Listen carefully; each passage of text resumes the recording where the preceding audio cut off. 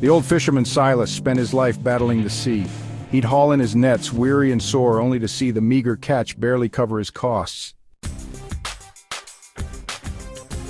His son Finn watched, yearning for a better life. One day, a wise old sailor, Captain Amelia, visited the village. She spoke of the ocean of markets, where instead of fishing for individual fish, one could cast a wide net and catch a piece of every fish in the sea. This, she explained, was the magic of ETFs, baskets overflowing with a diverse catch of stocks.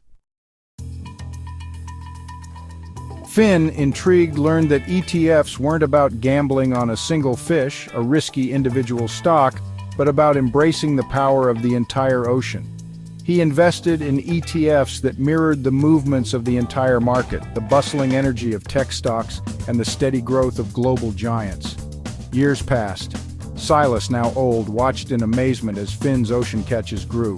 Finn, comfortable and secure, could finally enjoy the fruits of his labor, not just survive, but thrive.